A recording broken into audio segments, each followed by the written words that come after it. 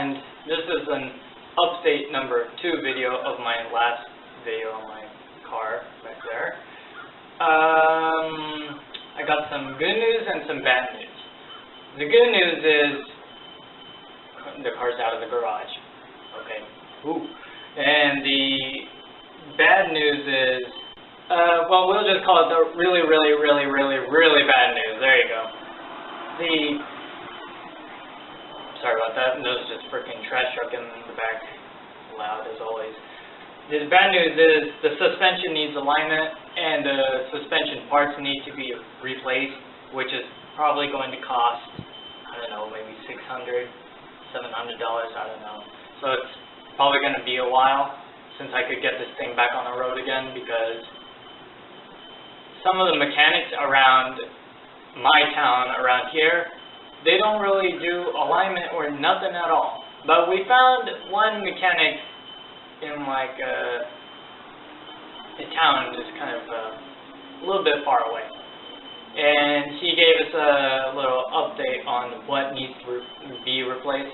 He said the pitman arm for the steering and the outer tie rods are loose.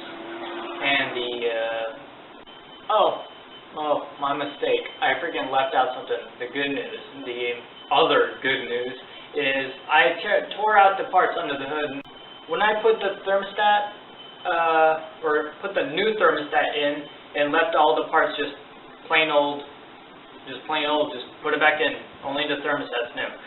When I did that, just all hell broke loose. The impeller, or water pump, went bad. Ouch, freaking wasp. And then the thermostat housing started leaking from the bolts, and the thermostat wasn't kind of opening properly. I guess that's why I'll show you what I got, tore out under the hood. 2 hours later. And we're back, guys, with the 3 disastrous parts that freaking made the coolant just leak everywhere. Without further ado, let's show you what I got under the hood and give you a little startup with the exhaust. 2,000 years later. Well, hey guys, back again. And well, I got some parts replaced, as you can see. New radiator hose. Let me go get the older radiator hose. It must be somewhere here. So much later that the old narrator got tired of waiting, and they had to hire a new one. Tomorrow. Okay, guys, I am back, and I almost kind of freaking cut my own finger off because of the metal parts that's laying around in the garage. Here's the old radiator hose. It's kind of crispy. It's crispy. I'm not sure if you guys can see that in there. Kind of, well, I have no other words to use. It's crispy. Just like Lay's.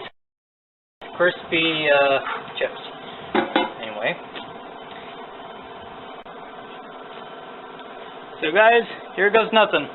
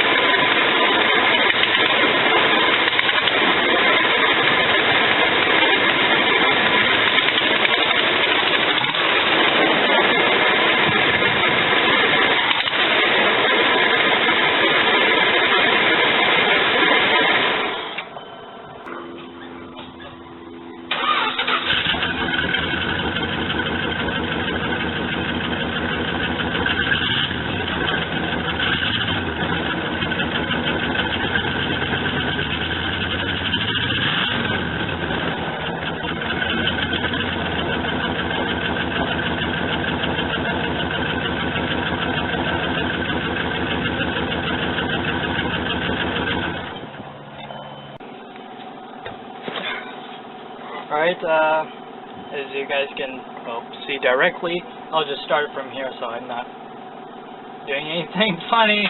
So I won't, try to start the car by putting two wires together. key. Same, I kind of chose like a spare key, so like the shape of the Chrysler emblem, just because I like it. That kind of jams sometimes, I gotta replace that too. Starts right up.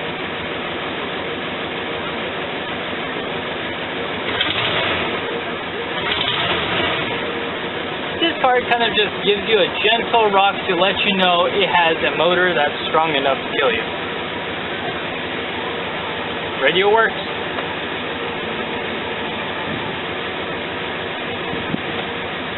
Turn signals work. I'll show you that right now so that you guys can see what I'm seeing. Well, as you guys can see, this is what it's like to be in this car. I did tear out the upholstery since it was kind of actually moldy, and it was actually making me cough sometimes. And, very bad. There's the alternator gauge, and there's the temp gauge. Well, there's the non-existent clock. There is the fuel gauge, and there's the oil gauge. The oil gauge works, temp gauge works, alternator gauge works, and, well, fuel gauge doesn't work. Anyway, let's start it so that you guys can get a sort of like a realistic feeling to it. I'll turn up the radio too.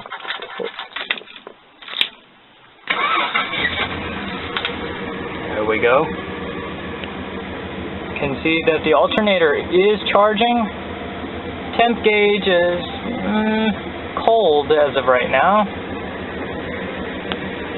Oil pressure is building up, and since I didn't really mention before, and I should have mentioned it at the start of this entire freaking video, but it's got the 361 big block motor in it, and the TorqueFlite push button 3-speed automatic. I smell fuel. That's probably not good. Anyway, the throttle works, radio works,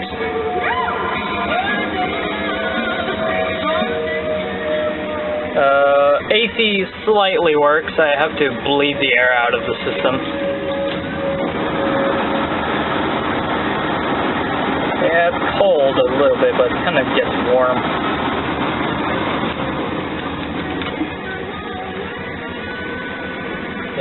Well, hey, would you look at that? You guys are probably wondering, hey, where's the horn ring? Well, the horn ring doesn't work. Just like any other old car.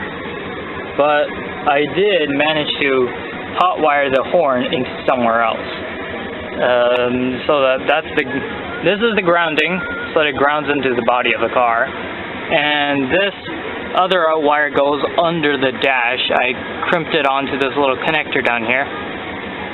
And, well, horn works. That's a real horn right there. Unlike something you would find in a Prius. Haha. Turn signals work. That's right. Left.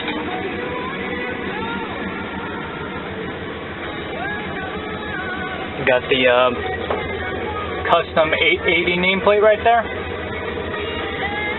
The Esterphonic all-transistor AM radio, and the interior lights work too.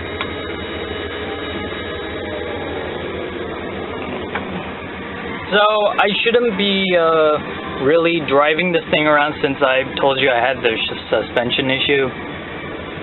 But this view is just insane in this car. You just can get a real good look around the entire car without having to what is that? It's like you have you just have a good view all around 360.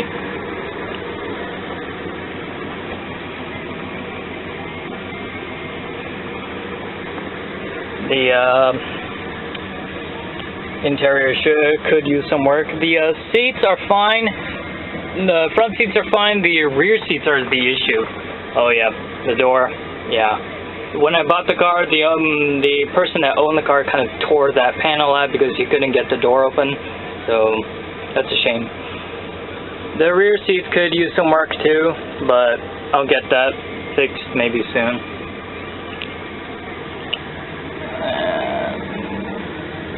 After all, I mean, this car's it's a freaking tank. It'll last forever. That's a fact.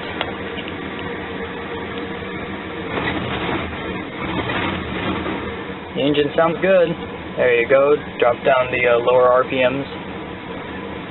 And this steering wheel is equipped with tilt. Here, give me a second. This thing kind of gets jammed sometimes. There you go. Now you actually kind of feel like you're driving a bus with that angle.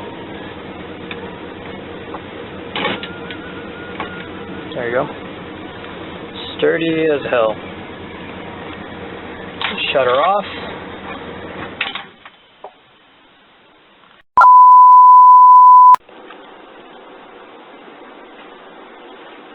Hey guys, Baboni here, and my video randomly cut out for that because the batteries on the camera were running out. Wonderful, isn't it?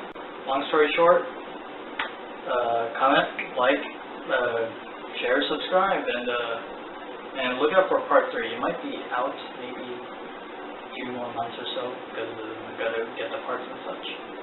So, see you guys.